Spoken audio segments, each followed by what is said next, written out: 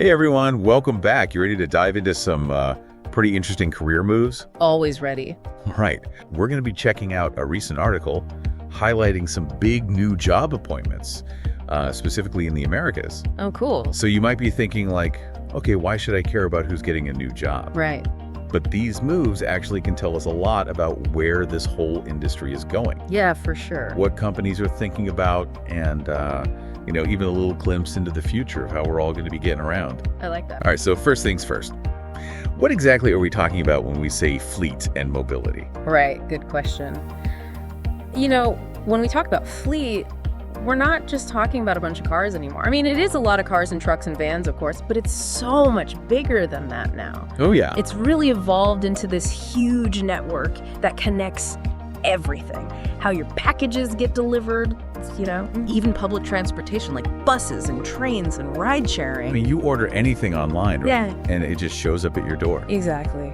And somebody's got to manage all of that. Someone has to think about all that. All those vehicles, all those drivers, all those routes. It's really impressive when you think about it. Absolutely. All right, so that's fleet and I guess mobility. That's like how we move around. Exactly. It's all about how people and goods get from point A to point B. And it's changing so rapidly with all the technology coming out. Electric vehicles, autonomous vehicles. It's a really exciting time to be in this industry. Really fascinating. Okay, so like we said, we're going to be focusing on this article that highlights some new job appointments, specifically in North and South America. Okay. So, and one of the first ones that I saw that interesting to me was Bob Mossa. He's the new fleet asset manager for Atrium Home Services. Oh. Now, Atrium, they're the company that sends out, plumbers and electricians, all those essential home repair people. So I'm imagining that that's a pretty complicated operation to manage. No, absolutely. Okay, so another appointment that caught my eye, it's Alejandro Tonatia Martinez Herrera. No, that's a name. Yeah, it's fantastic. He's taking on this role of tactical transport manager at Nestlé in Mexico. Okay, big company. Huge company.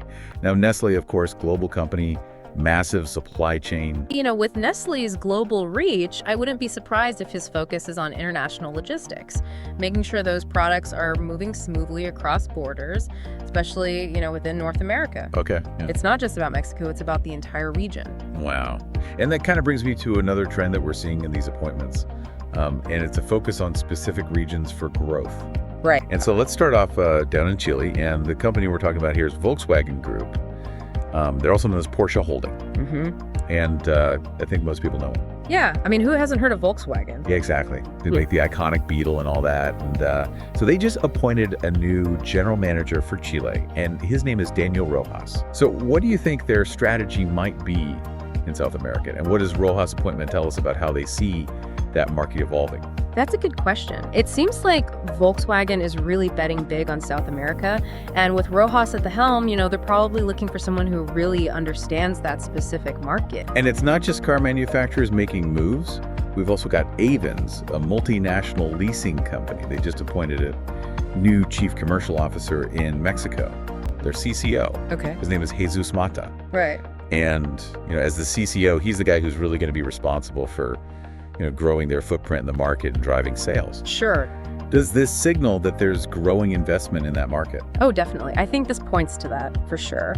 And it also highlights another big trend we're seeing, the rise of mobility as a service, things like ride sharing and car subscriptions. Oh, right. Alternatives to actually owning a car. Yeah. And leasing plays a huge role in that. So it's not just about selling cars anymore. No, it's about providing a whole range of transportation options. For our listeners out there, what advice would you give to someone who's maybe thinking about a career in fleet and mobility? I'd say go for it.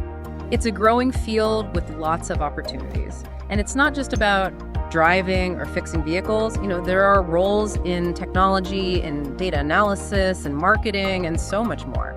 Yeah, I never really thought about it like that. It's so much more than it used to be. Exactly. And the skills that are in demand are evolving too.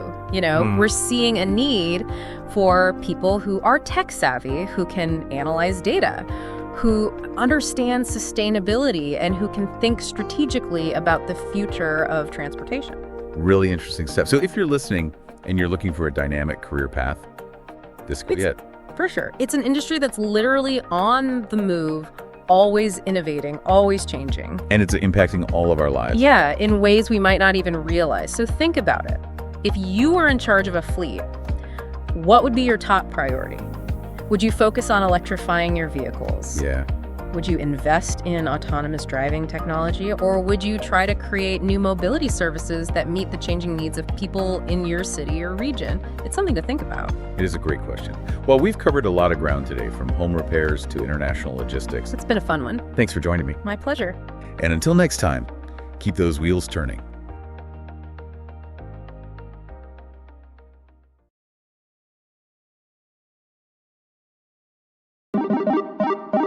Fleet Mobility Today.